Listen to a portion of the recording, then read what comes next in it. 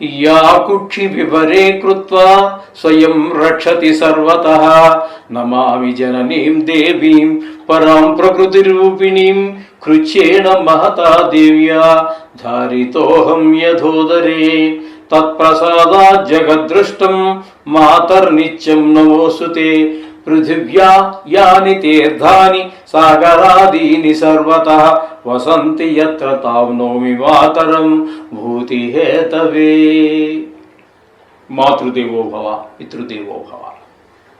మీనరాశి వారికి మార్చి నెల 2026 సంవత్సరంలో గోచార ఫలితాలు ఏ విధంగా ఉంటాయో సశాస్త్రీయమైన పద్ధతిలో తెలుసుకునేట్లు ప్రయత్నించారు.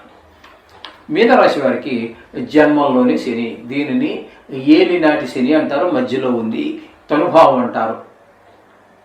అర్థమైన జన్మాన్ని జన్మరాశి కాబట్టి ఇక్కడ మీకు మీనరాశి కాబట్టి అక్కడ జన్మంలోనే శని ఉండటం ద్వారా ఈ నెలే కాదండి మొత్తం ఆయన అక్కడ మీనరాశి ఎంతకాలం ఉంటారో అంతకాలం కూడా, అంటే ఇప్పుడు మనం చెప్పుకుంటున్నాం మాస ఫలితాలు కాబట్టి మాసం వరకు చెప్పుకుందాము.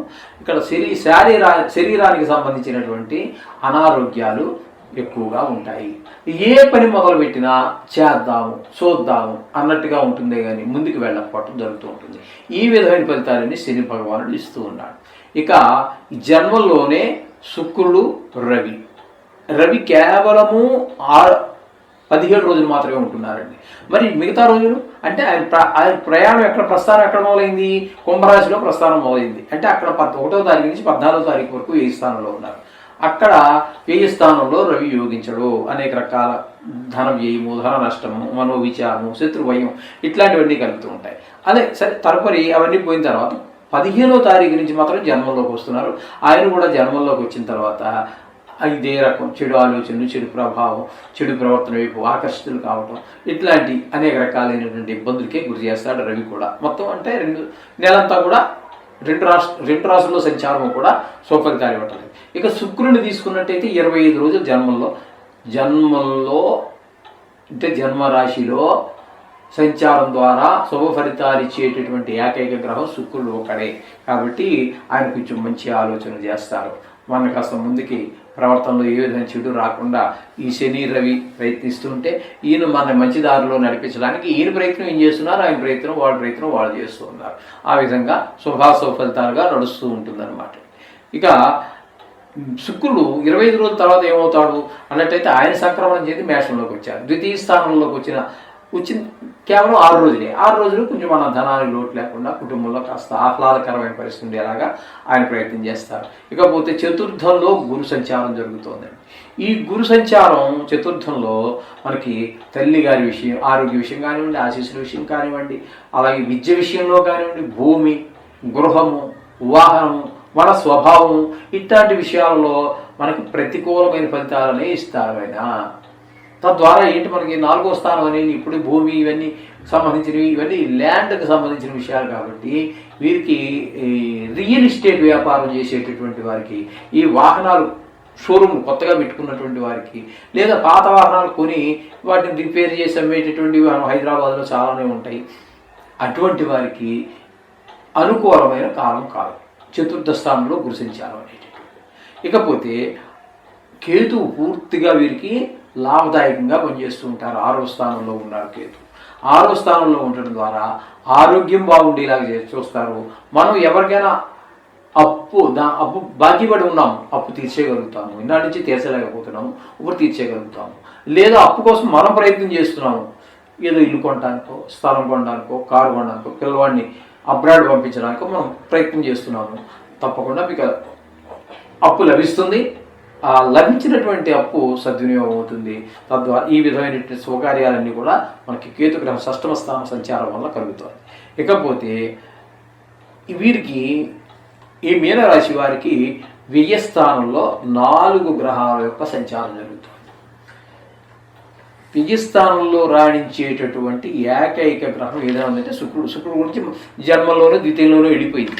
కాబట్టి ఇక్కడ ఉన్నటువంటి 4 గ్రహాలు ఏవైతే ఉన్నాయనుకుంటున్నాం అందులో శుక్రుడు లేడు. కాబట్టి ఇవన్నీ కూడా మనకి ఈ చెడును చేసేటటువంటివే. రాహు పూర్తిగా నెలంతా ఉంటాడండి. దీని ద్వారా మనకి ఏంటంటే ధన నష్టము, ధన వ్యయము, శత్రు భయము, మనోవిచారము ఇవన్నీ కలుగుతుంటాయి. దాంతోపాటుగా రాహు యొక్క ప్రత్యేకత ఏంటంటే ఈ విషక్రిములు ఏవైతే ఉన్నాయో జర్రులు, తేళ్ళు, బొద్దింకలు, దోమలు ఇట్లాంటి వాటి వల్ల కొన్ని ఇబ్బందులు ఉంటాయి అడిషనల్గా. ఇక బుధుడు ఉన్నాడు. ఈ బుధుడు మనకు పూర్తిగా నెలంతా ఇక్కడే ఉంటున్నారు.